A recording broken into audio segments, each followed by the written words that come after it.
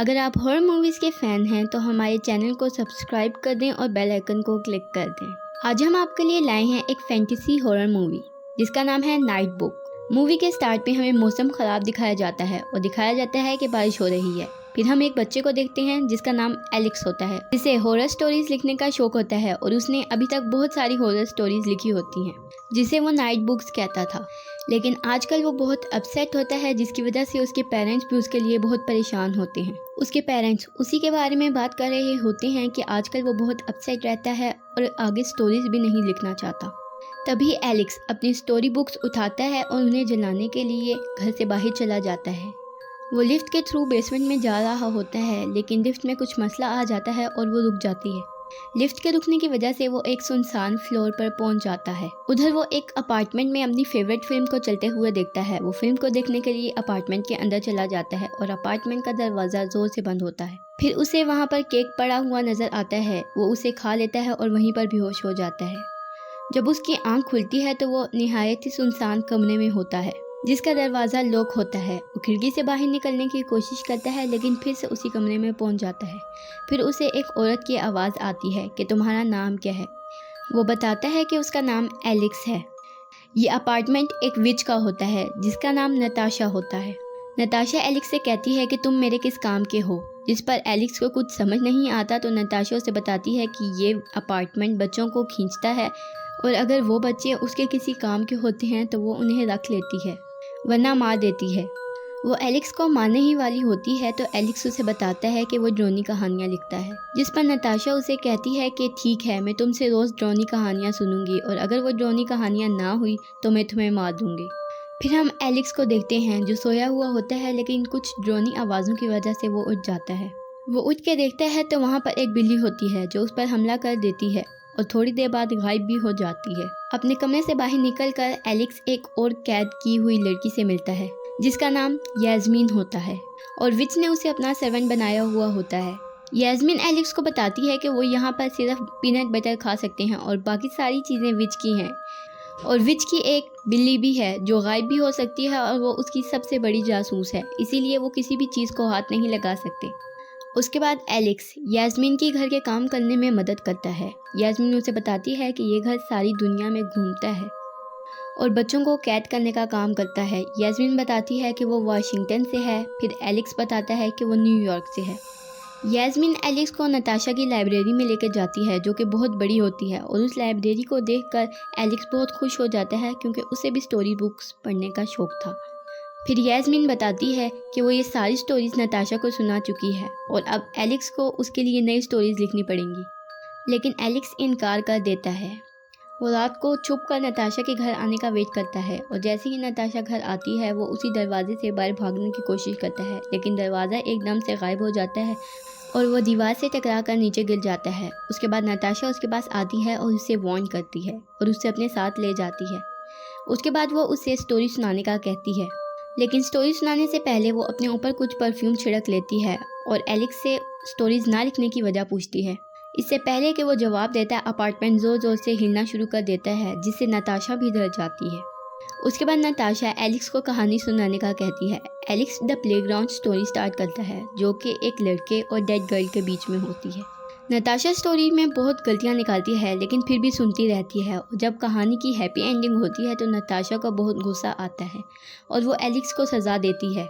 फिर एलेक्स बचने के लिए स्टोरी की एंडिंग को चेंज कर देता है जिससे नताशा उसे माफ़ कर देती है और उसे कहती है कि याद रखना, मुझे हैप्पी एंडिंग्स नहीं पसंद। फिर नताशा एलेक्स की तारीफ़ करती है और उससे पूछती है कि तुमने कहानी क्यों नहीं लिखी, क्योंकि उसने देख लिया था कि एलेक्स ने उसे पुरानी स्टोरी सुनाई है। एलेक्स नताशा को बताता है कि जब उसे कोई कॉन्टीन्यूसली देख रहा हो तो उससे स्टोरी नहीं लिखी जाती। ये सुनकर नताशा यास्मीन और लिनोर पर गुस्सा करने लग जाती है, जिस पर एलेक्स अपने सर गलती ले लेता है और कहता है कि मैं लिखूंगा। अगले दिन एलेक्स लाइब्रेरी में बैठकर स्टोरी लिखने की कोशिश कर रहा होता है लेकिन उससे नहीं लिखी जाती, जिस पर वो लाइब्रेरी में बुक्स देखने लग जाता है और वो बुक्स देखते देखते बहुत ऊपर तक चला जाता है जहाँ उसे एक एंशिएंट बुक मिलती है और उस बुक में उसे इस अपार्टमेंट में कैद हुई पहली लड़की की स्टोरी मिलती है जो अपनी स्टोरी सुना रही होती है। वो उस बुक को नीचे ले आता है और उसे पढ़ना शुरू कर देता है। उसी वक्त यास्मीन उसे खाने के लिए बुलाने के लिए आती है।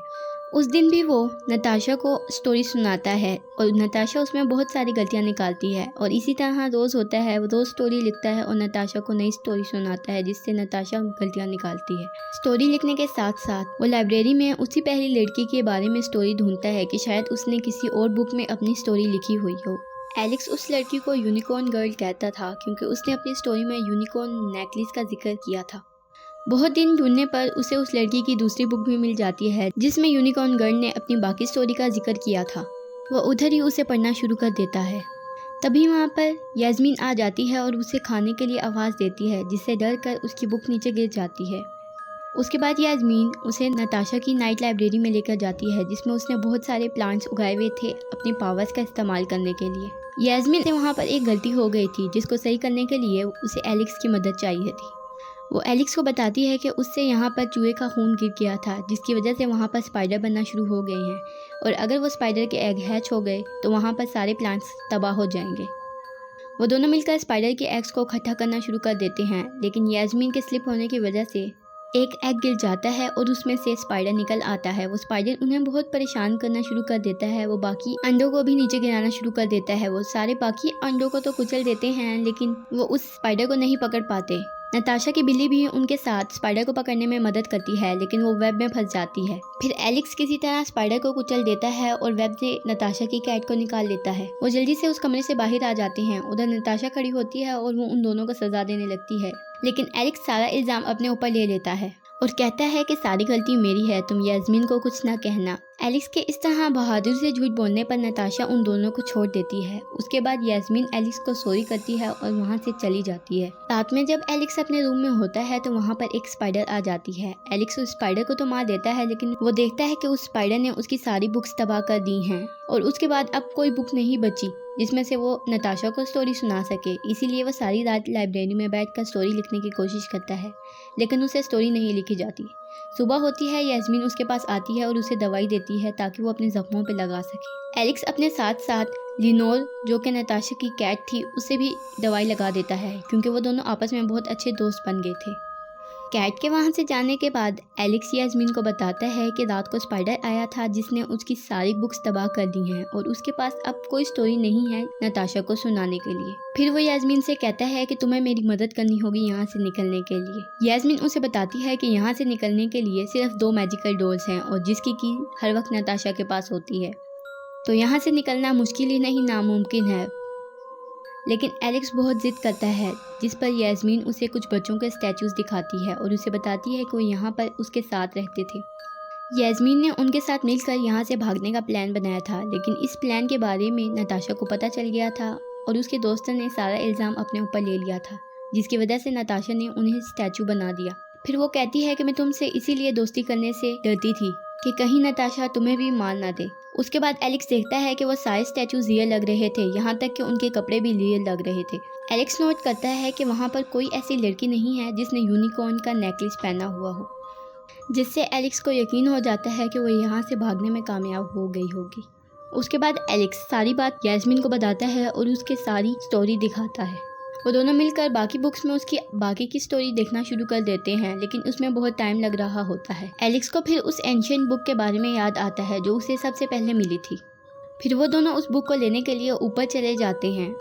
उस बुक में उन्हें मिक्सचर के बारे में पता चलता है जिससे यूनिकॉर्न गर्ल ने नताशा को बेहोश किया था, लेकिन उस बुक में यह भी लिखा था कि उस मिक्सचर से बहुत स्मेल आती है और उसको ख़त्म करने के लिए उसने जिस चीज़ का इस्तेमाल किया था वो किसी और बुक में लिखी हुई थी जिसको ढूंढने के लिए उन्हें बहुत टाइम चाहिए था और इसीलिए आज रात एलेक्स को एक स्टोरी लिखना ज़रूरी थी। उसके बाद एलेक्स यास्मीन को अपनी स्टोरी ना लिखने की वजह बताता है कि उसके इस स्टोरी लिखने की हैबिट की वजह से उसे सारे अजीब ट्रीट करते थे और उसे अजीब सा महसूस होता था, जिस पर यास्मीन उससे कहती है कि तुम अजीब नहीं हो बल्कि तुम सबसे अलग हो और वो सब तुमसे जलते थे और वो लोग ये टैलेंट तुमसे छीन लेना चाहते थे। और ये बात एलेक्स को समझ आ जाती है। उसके बाद एलेक्स को आइडिया आता है कि वो परफ्यूम के बारे में स्टोरी लिखेगा जिससे नताशा उसे स्मेल दूर करने वाली चीज के बारे में बता देगी क्योंकि वो हर स्टोरी में उसकी गलतियां निकालती थी। फिर एलेक्स आखिर स्टोरी लिख लेता है और रात को जब वो नताशा को स्टोरी सुना रहा होता है तो नताशा को वो स्टोरी बहुत पसंद आती है और वो बहुत गौर से उसे सुन रही होती है और प्लान के मुताबिक नताशा उन्हें स्मेल दूर करने वाली चीज़ के बारे में बता देती है।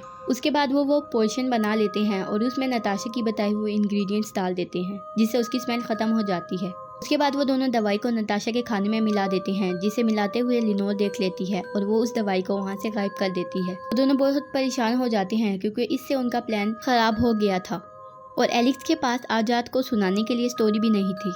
वो खुद ही से स्टोरी बनाकर सुनानी शुरू कर देता है, लेकिन नताशा को पता चल जाता है कि उसने आजाद स्टोरी नहीं लिखी और नताशा उन दोनों को मारने के लिए आती है, लेकिन वो बेहोश होकर गिर जाती है क्योंकि लिनोर ने उसके परफ्यूम में दवाई मिला दी थी जो रोज नताशा अपने ऊपर स्प्रे करती थी। उसके बाद वो दोनों नताशा के बैग से कीज निकालते हैं और वहाँ से भागने की कोशिश करते हैं। वो वहाँ से मेन गेट खोलते हैं और वहाँ से बाहर निकल जाते हैं। एलेक्स घर से बाहर निकलते हुए लोरिसा को भी अपने साथ ले आता है। वो लोग वहाँ से तेजी से भागना शुरू कर देते हैं, लेकिन थोड़ा ही आगे जाने पर उन्हें पता चलता है कि वो अभी तक नताशा के घर में ही है। तभी वहाँ पर एक इवल यूनिकॉर्न आता है और उन पर हमला कर देता है। वो लोग उससे डर कर भागना शुरू कर देते हैं। थोड़ा ही आगे जाने पर इवल यूनिकॉर्न वापस चला जाता है। फिर वो लोग प्लेग्राउंड की स्टोरी की लोकेशन पर पहुंच जाते हैं, जिसका जिक्र सबसे पहले एलेक्स ने किया था। वो लोग उस जगह को देखने लग जाते हैं जहाँ पर कैंडीज का हाउस बना हुआ होता है और उन्हें पता चलता है कि वो स्टोरी रियल थी। वो दोनों उस घर में चले जाते हैं और अंदर जाकर यास्मीन कैंडीज खा लेती है, जिसकी वजह से वो पोजेस हो जाती है। वो एलेक्स को भी कैंडीज देती है और दोनों बेहोश हो जाते हैं। एलेक्स को जब होश आता है तो वो देखता है कि वो वहाँ पर अकेला है। वो उन दोनों को ढूंढने के लिए निकल जाता है। स्टेयर से नीचे जाकर वो देखता है कि वहाँ पर नताशा होती है और उसने यास्मीन और लोरिसा को कैद किया हुआ होता है। एलेक्स वहाँ पर कॉफिन में किसी को देखता है और वो नताशा से पूछता है कि ये कौन है। नताशा उसे बताती है कि ये असल चुड़ैल है जो बच्चों का शिकार करती थी और उसके परफ्यूम में इस विच की पावर है जो वो इसी विच से लेती है। नताशा उन्हें बताती है कि वो जब छोटी थी तो इस विच ने उसे किडनैप किया था और मैं इस विच को ये शो करती थी कि मैं उसकी तरह बनना चाहती हूँ, जिससे उस विच ने उस पर ट्रस्ट करना शुरू कर दिया और वो उस विच के लिए खास बन गई। लेकिन जब वो अकेली होती तो वो वहाँ से भागने के तरीके ढूंढती और उसी ने ही उस विच को बेहोश करने की दवाई बनाई थी, जिसकी मदद से वो वहाँ से भाग गई। और जब वो वहाँ अपने घर पहुँची तो वहाँ पर उसके पेरेंट्स नहीं थे, इसीलिए वो वापस आ गई और उसने विच से मैजिक के तरीके सीखना शुरू कर दिए, जिस पर एलेक्स उससे पूछता है कि आप ही वो यूनिकॉर्न गर्ल हैं। उधर ही वो विच कॉफिन में हिलना शुरू कर देती है, जिससे नताशा कहती है कि इसे सुलाए रखने के लिए इसे दर्द वाली दुख भरी कहानी सुनानी पड़ेगी। नताशा एलेक्स से कहती है कि इसे मौत वाली दुख वाली कहानी सुनानी पड़ेगी, जिस पर एलेक्स कहता है कि उसके पास कोई कहानी नहीं है। जिस पर नताशा उसे कहती है कि तुम अपनी दुख भरी दास्तान सुनाओ, कि तुमने कहानियाँ लिखना क्यों छोड़ दी। फिर एलेक्स अपनी कहानी सुनाना शुरू कर देता है। वो बताता है कि सब लोग उसे वियर्ड समझते थे सिवाय उसके बेस्ट फ्रेंड के, लेकिन कुछ दिनों बाद उसका बेस्ट फ्रेंड भी बदल जाता है, जिससे वो अपनी बुक्स जलाने के बारे में सोचता है। क्योंकि उसकी बर्थडे पार्टी में भी कोई नहीं आया था, इसीलिए एलेक्स ने स्टोरी लिखने छोड़ने का फैसला कर दिया। लेकिन आखिर में एलेक्स कहता है कि अब वो अकेला नहीं रहा, उसे यास्मीन और लिनोर की सूरत में बेस्ट फ्रेंड मिले हैं, जिसे सुनकर वो विच उठ जाती है। उसके बाद एक धमाका होता है और वो कॉफिन फट जाता है, जिससे नताशा दूर जाके गिरती है और जेल का दरवाज़ा भी खुल जाता है। यास्मीन वहाँ से बाहर निकल आती है और नताशा की परफ्यूम की बोतल उठा लेती है। उसके बाद विच और नताशा के बीच में फाइट होती है, जिसके फ़ायदा उठाते हुए वो तीनों वहाँ से भाग जाते हैं। वो तीनों वहाँ से भागकर एक लिफ्ट में पहुँच जाते हैं, लेकिन विच लिफ्ट के ऊपर से उन पर हमला कर देती है। वो तीनों किसी तरह बेसमेंट में पहुँच जाते हैं, लेकिन विच वहाँ भी आ जाती है। विच यास्मीन को पकड़ लेती है और उसे खाने ही लगती है। एलेक्स हॉरर स्टोरी सुनाना शुरू कर देता है और उसे डिस्ट्रैक्ट करता है और हॉरर स्टोरी सुनाते सुनाते वो बॉयलर का दरवाज़ा खोल देता है और फर्नेस को ऑन कर देता है। एलेक्स स्टोरी सस्पेंस पे लाकर बुक को फर्नेस के अंदर फेंक देता है, जिससे विच उस बुक को निकालने लग जाती है और वो दोनों मिलकर उस बॉयलर के अंदर विच को धक्का दे देते हैं और बॉयलर का दरवाज़ा बंद कर देते हैं, जिससे विच जल जाती है और मर जाती है। उसके बाद वो दोनों एलेक्स के घर चले जाते हैं और एलेक्स के पेरेंट उन्हें देखकर बहुत खुश होते हैं। एलेक्स नताशा को अपनी बहन बना लेता है और वो दोनों बहुत खुशी खुशी ज़िंदगी गुजारना शुरू कर देते हैं। लास्ट सीन में हमें नताशा को दिखाया जाता है, जो कि मरी नहीं होती बल्कि ज़ख्मी हालत में अपने अपार्टमेंट में होती है। और इसी तरह इस सस्पेंस के साथ ये मूवी ख़त्म हो जाती है। शुक्रिया।